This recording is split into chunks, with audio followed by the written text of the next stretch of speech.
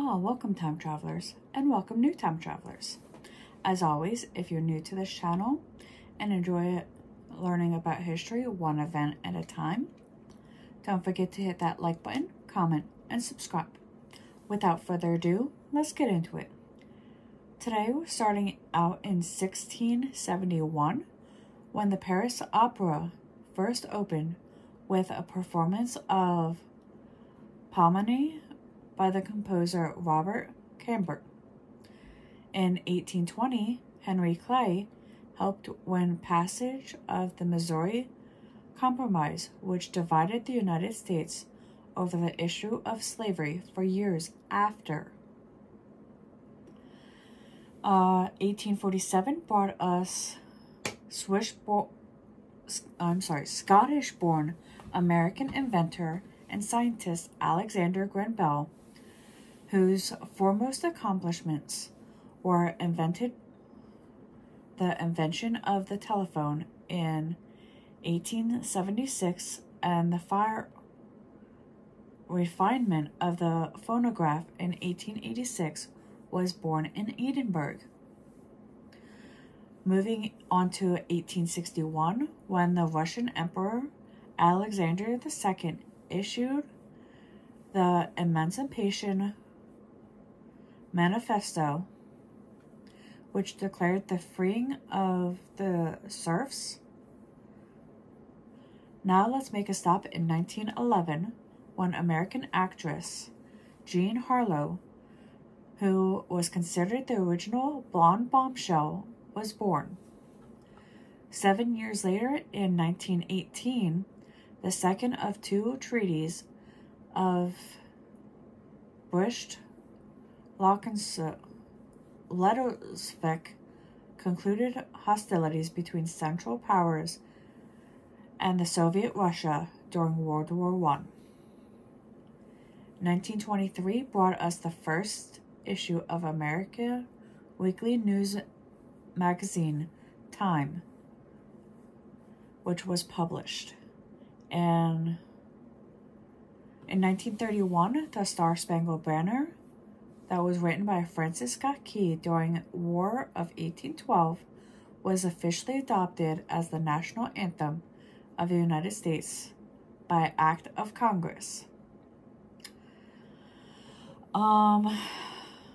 And 3 years later, in 1934, American bank robber John Dillinger made a daring escape from prison at Crown Point, Indiana.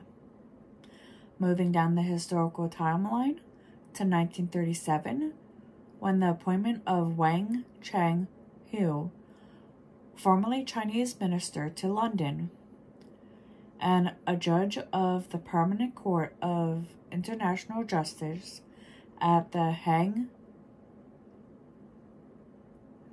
as Chinese foreign minister, was announced.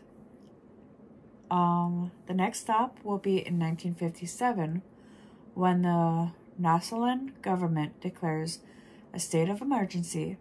Outlaws of the Nyasaland branch of the African National Congress and arrests and deports its leader, Hastings Banda.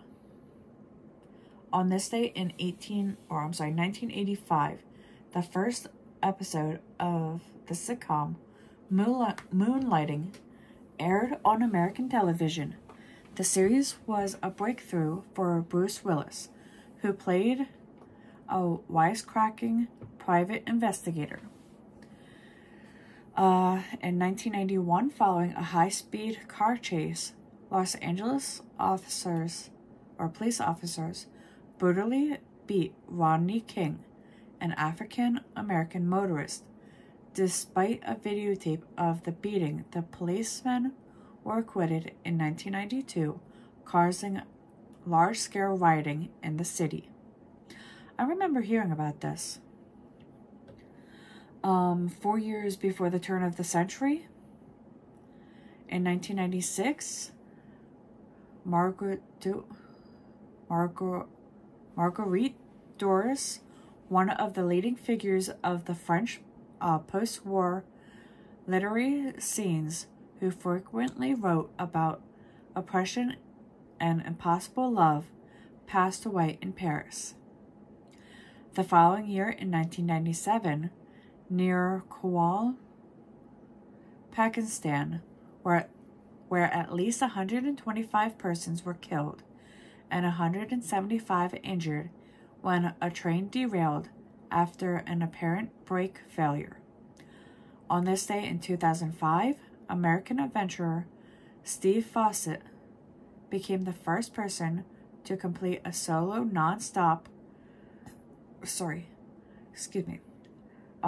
circumnavigation of the globe without refueling when he landed in Kansas after more than 67 hours in flight.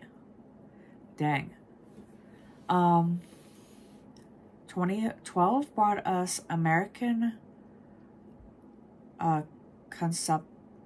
conceptual artist Ralph McQuarrie, who contributed to a number of classic movies, notably helping to create the appearance of Darth Vader in the Star Wars series, passed away in Berkeley, California.